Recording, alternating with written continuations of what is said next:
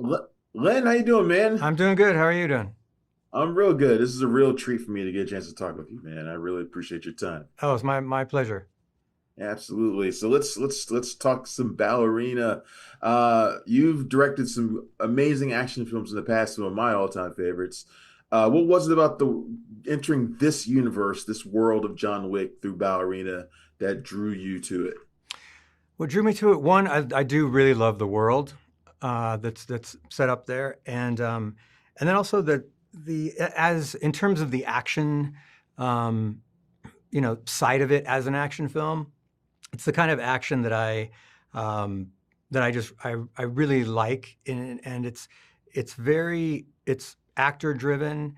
The cleverness within the design of the action, um, I is something that was very interesting to me. I've done action films, but on it's not a fight based film, and Mhm. so I wanted to do that because it was also different um, for me. And but I'll say um, doing something like a Die Hard where the um, it's more vehicle action, like scale action.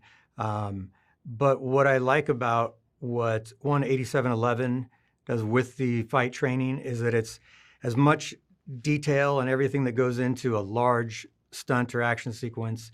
Um, it's that same attention to detail and just a cleverness within the action within the fight Mhm. sequences.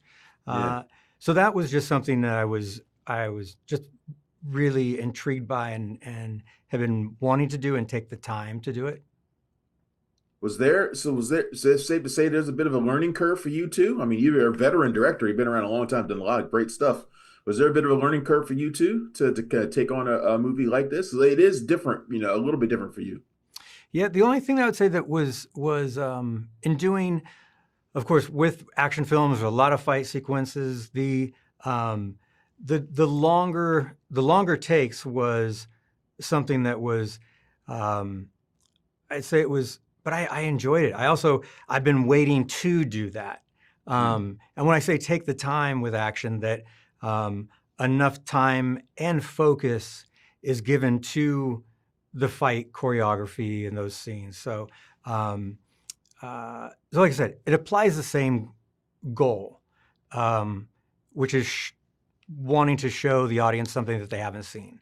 And whether it's weapons that we've seen before, scenarios that we've seen before, how to flip that to create a sequence that feels very fresh. And um, so, yeah, a lot of things. But I'd say the longer takes was more of the biggest difference. One of the things I really like about this movie is that it doesn't just come across as John Wick with a dress, Hmm. or something like that, like female John Wick. It feels like there's a real concerted effort to make her own individual character. Was that something that was crucial to you coming into this? Um, it was because I think one of the things that I start out with is what I don't want the movie to be as well. I think just as important as what I want the movie, to be, what I'm really not wanting it to be, and express that to everybody that's involved in the creation of this, is that I had no intention to, like you said, do a female John Wick.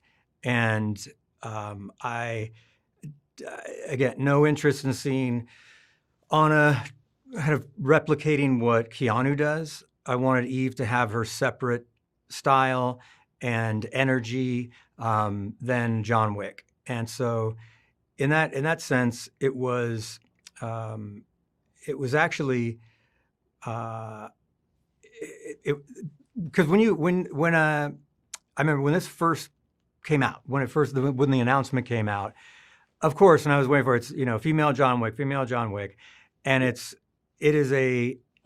it's a character, kick ass in her own right, but a totally different character within the world of John Wick.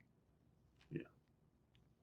What was it about Ana de Armas that made her the perfect choice to play Eve? Because I know there was probably a lot of actresses who were up for this role. What made her perfect for this? And one of the things many reasons, she's a wonderful actress. What I really found in her was a passion and a fire that I could see within this type of movie. She's really aggressive but vulnerable, and we really were in tune with how to play those levels. That a lot of the traps that I think a female-led action film can kind of fall into, being a little too posy, overtly playing into the sex appeal of it. And so this we want to make grounded and real in terms of her personally. I mean, the action's over the top, the action's kind of crazy, but that the emotion, the fire, the hurt, the pain, all of that was really coming through. And she just has that in the performance within the action. She does brilliantly. Because a lot of times you lose the performance with an actor doing action because they're so concentrated on doing the action and doing the choreography that it's almost learning it and figuring out like a dance. And so the acting goes a little bit secondary, I think, just because you're focusing on the choreography. And Ana is just, her character just ratchets up when she's in the action. I'm sure you've been asked this question 1,000 times already, so I'm not going to bother asking it except to frame it in something else. Who would win between John Wick and Ana? I'm sure you've been asked that question already. I have been asked that, and I think I think John Wick. John Wick is the Baba Yaga. He's also incredibly seasoned. Yeah. You know, Eve's character is just starting out, and so I'd have to say definitely today and where their characters are, I would go with John Wick. More important for me is, would you want to make another movie featuring these two? I love this movie to death. I think it's really great. I love the entire John Wick world, but I like what you do with the film. Would you want to do more with these two characters? I would love to.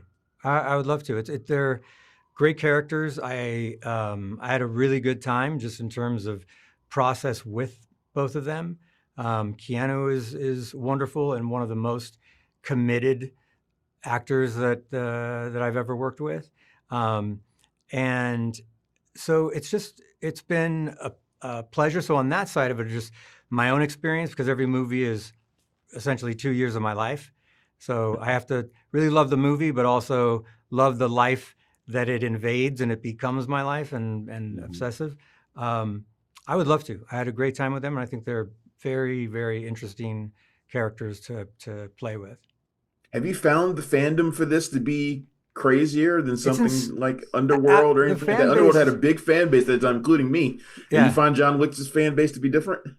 I think, I mean, it's insane. The fan base is massive. Also, the things that are really interesting, different from, say, like the Underworld fan base, is that they're a lot of the group, not everybody, a lot of them are very into the proper mechanics and tech of the weaponry that's used.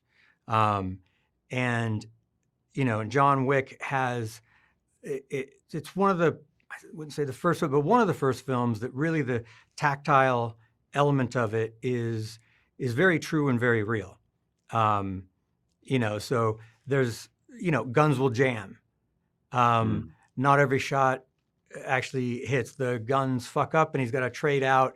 And so it's the fan base is really particular on one, the world, but also I have found the kind of tactile accuracy. Well, Len, this has been fantastic, man. I appreciate your time. I can't wait for more people to see the film.